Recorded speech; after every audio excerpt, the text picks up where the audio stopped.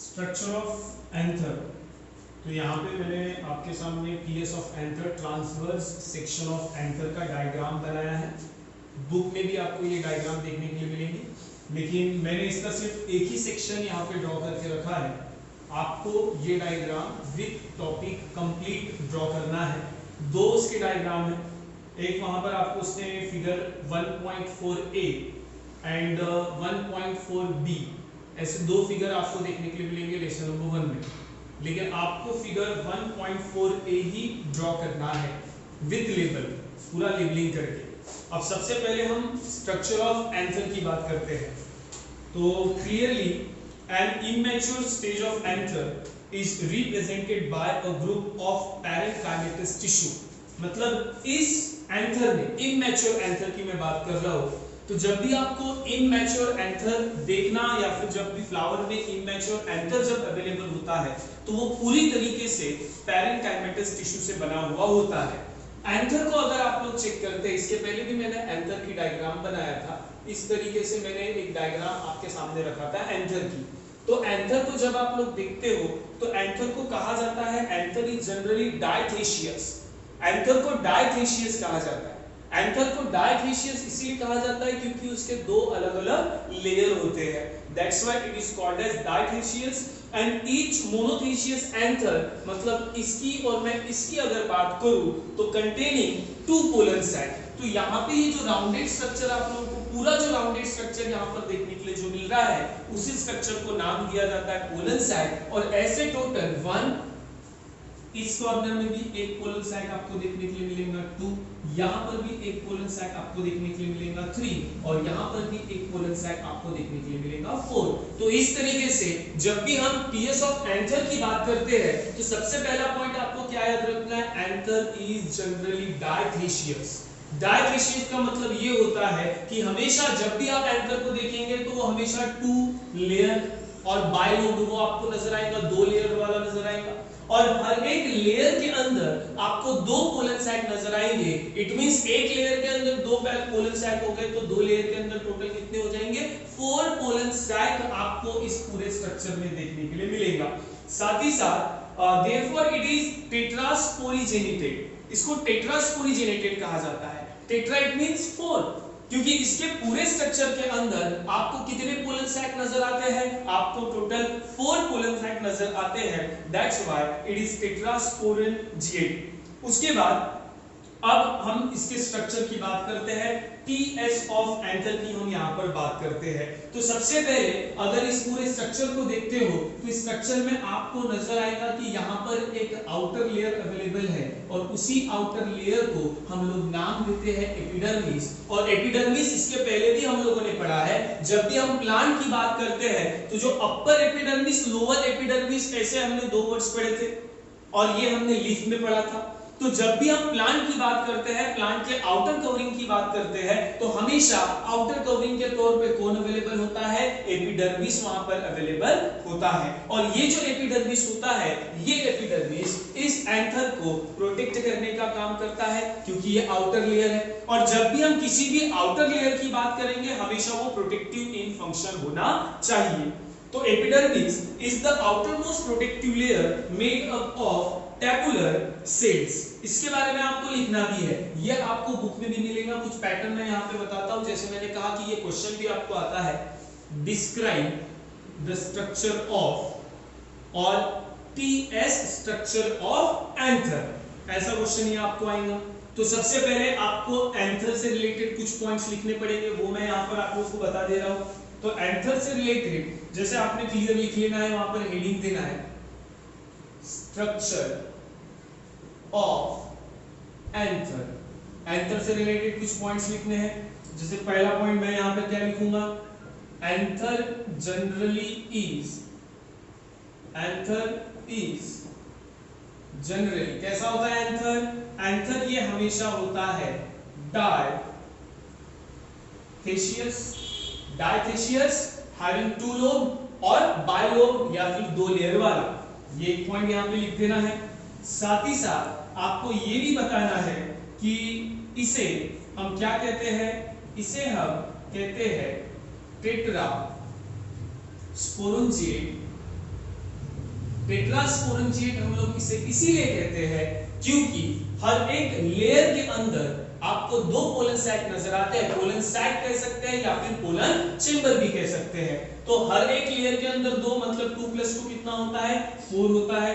ये आपको वहां पर बता देना है। साथ ही साथ ये भी आपको बताना है कि यहाँ पे जितना भी ये लेयर है, ये जो स्ट्रक्चर है, ये पूरी तरीके से सिंगल लेयर स्ट्रक्चर होता है and that single layer structure is epidermis. किससे बनता है ये? एपिडर्मिस से बनता है। तो सबसे पहले आपको एंथर से रिलेटेड कुछ पॉइंट्स लिखने हैं और एंथर से रिलेटेड कुछ 3-4 पॉइंट मेंशन करने के बाद फिर आपको आपके मेन पॉइंट्स में आ जाना है जो कि आपका होता है टीएस ऑफ एंथर। और इसमें सबसे पहले आपको लिखना पड़ेगा, किसके बारे में लिखना पड़ेगा? एपिडर्मिस के बारे में लिखना पड़ेगा। और जैसे कि हम सभी को पता है कि एपिडर्मिस होता क्या है, epidermis is the outermost protective layer made up of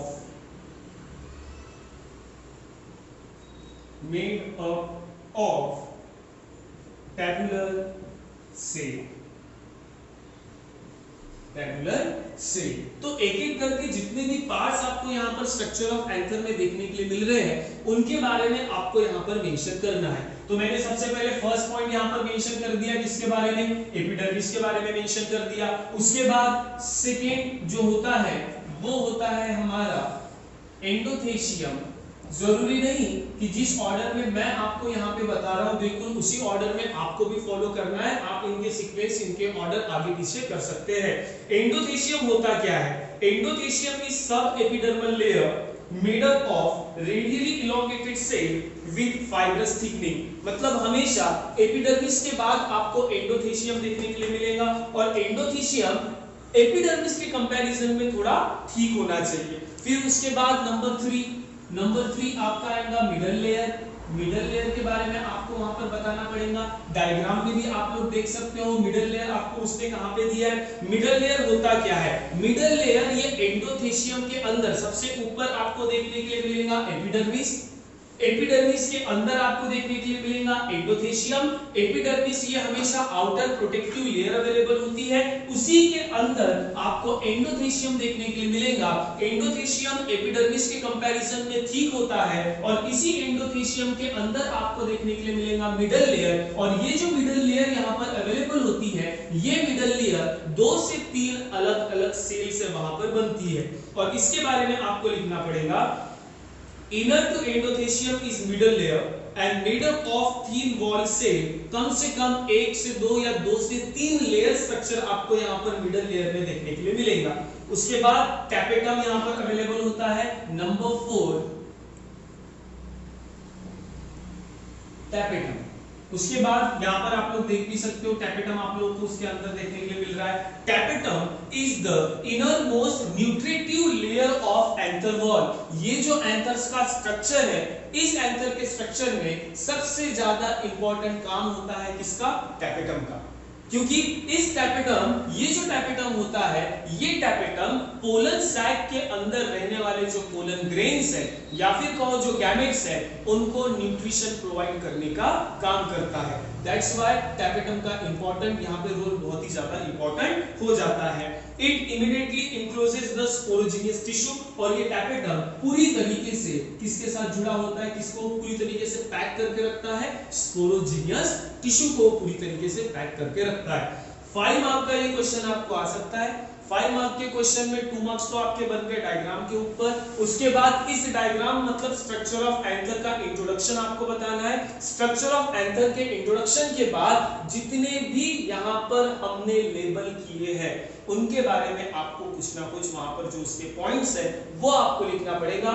शुरुआत आपको हमेशा करनी पड़ेगी एपिडर्मिस से, क्योंकि ये आउटर लेयर होता है। एपिडर्मिस के बाद आपको हमेशा बताना पड़ेगा एंडोथेशियम। एपिडर्मिस के ही अंदर कौन अवेलेबल होता है? एंडोथेशियम अवेलेबल होता है। लेकिन एपिडर्मिस के कंपैरिजन में एंडोथेशियम ये जो लेयर होती है ये थोड़ी ठीक होती है, ठीक है। और इसी एंडोथेशियम के अंदर आप लोग जाएंगे, एक दो लेयर आप जैसे क्रॉस करेंगे वैसे ही आपको वहां पर देखने के लिए मिलेगा मिडल लेयर।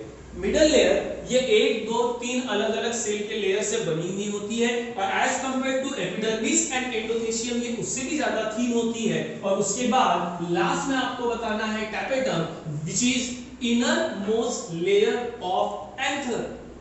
एंथर की सबसे ज्यादा इनर मोस्ट लेयर अगर कोई अवेलेबल होता है तो वो होता है टैपेटम। और इसका रोल इसलिए बहुत ज्यादा बढ़ जाता है क्योंकि ये टैपेटम इस स्पोरोजिनियस टिश्यू, मतलब ही मैं पोलन ग्रेन्स कहूंगा या फिर मैं मेल गैमेट कहूंगा, उसे न्यूट्रिशन प्रोवाइड करने का काम होता है। तो ये सारी चीजें, इतनी इंफॉर्मेशन आपको हमेशा स्ट्रक्चर ऑफ एंथर के बारे में बताना पड़ेगा, ठीक है। तो ये हो गया आपका स्ट्रक्चर ऑफ एंथर। हमने सिर्फ स्ट्रक्चर ऑफ एंथर पढ़ा कि एंथर का स्ट्रक्चर इस तरीके से होता है। अब ये जो एंथर है ये एंथर प्रोड्यूस करता है पोलन ग्रेन्स को।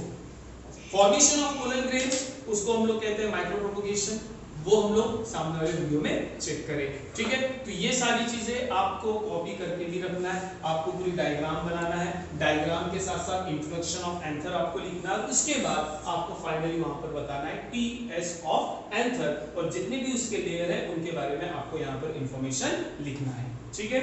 Thank you.